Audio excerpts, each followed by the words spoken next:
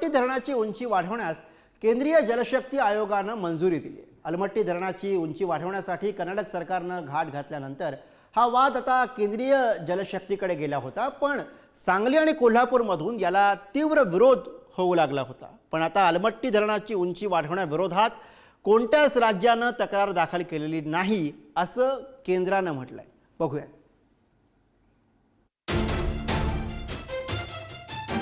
Sangli कोल्हापूरचं tension आता आणखी वाढणार आहे. कारण कर्नाटकातील अलमट्टी धरणाची उंची वाढवण्यास जललवादनं परवानगी दिली आहे. अलमट्टी धरणाच्या उंची वाढवण्यासंदर्भात कोणत्याच राज्याचा विरोध नसल्याची माहिती केंद्रीय जलशक्ती मंत्रालयानं दिली आहे. यामुळे आता राज्य सरकारच्या भूमिकेवरच प्रश्नचिन्ह उपस्थित होतं.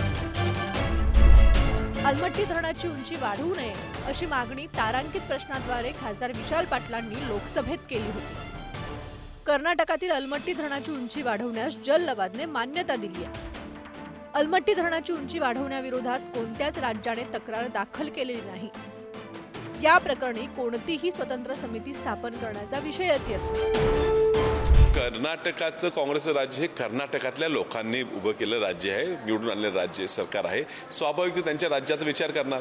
एक राज्य म्हणून महाराष्ट्राच्या जनतेनं ज्या महाराष्ट्र सरकारला त्या ठिकाणी प्रचंड बहुमताने निवडून दिलेलं आहे, त्यांची जबाबदारी आहे की हा निकाल लागल्यापासून तुम्ही जायचं. तुमची ताकद आहे, महाराष्ट्र एवढा मोठं राज्य आहे, तुम्ही जायचं, मुख्यमंत्र्यांनी पंतप्रधानांची भेट घ्यायची, ह्याला आक्षेप नोंदावा. उत्तरात लेखी उत्तर जर त्या खात्याचे मंत्री देत असतील की कुणी आक्षेपही घेतला नाही, ही निंदनीय गोष्ट आहे. राधानगरी धरणाचे स्वयंचलित दरवाजे उघडले की ते परत बंद लगेच होत नाही, त्यामुळे भरपूर पाणी वाहतं. ते देखील एक कारण आहेच. ते आता आपण स्वयंचलित केलेले आहेत. कोल्हापूर, इचलकरंजी, सांगली या ठिकाणचे सगळे ड्रेनेज सिस्टीम आणि सिवरेज सगळं क्लिअर करण्याचा त्यामध्ये विषय आहे. आणि त्यामुळं मोठे मोठे टँक आपण बांधणार आहोत. त्याचबरोबर जे शिरोलीचा पूल जो आहे त्या ठिकाणी पाणी थांबणार होतं, त्या ठिकाणी आपण पिलरवरती पूल घेतोय. अशा अनेक गोष्टी त्या ठिकाणी होणार आहेत. आणि त्यामुळे ते एकमेव ते कारण होतं असं नाही आहे. आणि निश्चितपणे याविषयी राज्य शासन गंभीर आहे, निश्चितपणे योग्य निर्णय घेईल. अलमट्टी धरणाच्या बांधणीपासून कोल्हापूर आणि सांगली जिल्ह्यातील अनेक गावांना महापुराचा फटका बसलाय. मात्र असं असताना अलमट्टी धरणाची 5 मीटरने उंची वाढवण्याचा घाट कर्नाटक सरकारने घातलाय. धरणाची उंची वाढवल्यास पाणी पातळी शिरोळ बंधाऱ्यापर्यंत येणार असल्याचा दावा जलतज्ञांनी केलाय. यामुळे सांगली आणि कोल्हापूर जिल्ह्यांना आणखी महापुराचा धोका वाढण्याची शक्यता आहे. 2002 मध्ये कर्नाटकच्या विजयपुरा जिल्ह्यात कृष्णा नदीवर अलमट्टी धरण बांधण्यात आलं. धरणाची उंची 519.7 मीटर आहे. साठवण क्षमता 517.7 मीटर आहे. 5 मीटरने उंची वाढल्यानंतर अलमट्टी धरणाची क्षमता 524.7 मीटर असणार आहे. उंची 524 मीटर केल्यास सांगली कोल्हापूरमधील गावेच्या गावे पाण्याखाली जाणार आहे. सांगली आणि कोल्हापूर दोन्ही शहरे पूर्णतः पाण्याखाली जाण्याचा धोका आहे. उंची वाढल्यानंतर महापूर नियंत्रित करणं अवघड होणार आहे. ही माहिती तुमची आहे, परंतु मला तर असं वाटतं की ज्या वेळा महापूर आला त्याच्या वेळी ही चर्चा झालेली आहे. त्याला अनेक वेळा विरोध झालेला आहे.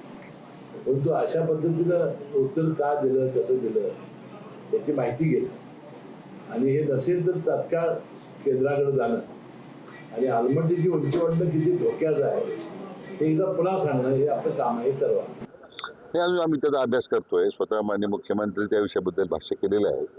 कारण त्याचे काही दुर्गमी परिणाम जे आहेत आपल्या महाराष्ट्रात जे कोल्हापूर सांगली जिल्ह्यामध्ये होणारे ते तर आपण त्याचा अभ्यास तो आम्ही की आता त्या बाबतीमध्ये 14 तारखेला एक 13 आणि 14ला 2 दिवस अधिकाऱ्यांच्या विषयामध्ये जे लवादासंदर्भातले जे मुद्दे आता आपले त्या बाबतीमध्ये एक आढावा बैठक घेतली, बैठक मी बोलवलेली आहे. अलमट्टी धरणात पाणी अडवल्यास काय होतं याचा नजारा 2 वेळा अख्ख्या देशाने पाहिलाय. 2016 आणि 2019ला सांगलीसह कोल्हापूर शहर पाण्याखाली होतं. अलमट्टी धरण बांधल्यामुळे त्याच्या जलाशयाचा फुगवटा निर्माण होऊन कृष्णा नदी आणि उपनद्यांचे पाणी प्रवाहित होत नसल्याने पुराचे पाणी अधिक काळ साचून राहते असा निष्कर्ष काढला गेला. यानंतरही अलमट्टी धरणाची उंची वाढवण्याचा घाट कर्नाटक सरकारनं घातल्यानंतर सांगलीसह कोल्हापूर जिल्ह्यातील नागरिकांचा जीव टांगणीला लागलाय. कर्नाटकमध्ये सरकार हे काँग्रेसचं आहे, विशाल पाटील काँग्रेसचे सरकार आहे, खासदार आहेत, त्यामुळे त्यांनी असं वक्तव्य केलं असेल. पण वस्तुस्थिती जर पाहिली तर वस्तुस्थिती खूप वेगळी आहे.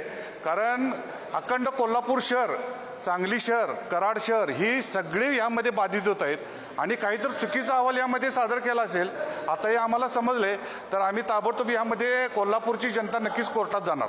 कुठंतरी प्रशासनाने पुन्हा एकदा यावरती विषय उचलून धरावा आणि पूर येण्याची वाट बघू नये. किंवा आता मुख्यमंत्र्यांनी या सांगितलं की आपल्याला की आपण गंभीर परिस्थिती झाली तर आपण याचिका दाखल करू, परंतु ही याचिका कधी दाखल करणार? म्हणजे पूर आल्यानंतर तुम्ही परत याचिका दाखल करणार का? मग आत्ताच जर तुम्ही या ठिकाणी त्याला विरोध केला तर ही उंची वाढवण्यास स्थगिती मिळेल असे आम्हाला वाटते. अलमट्टी धरणामुळे पश्चिम महाराष्ट्राला महापुराचा धोका निर्माण होतो का, याबाबत मतभिन्नता आढळते.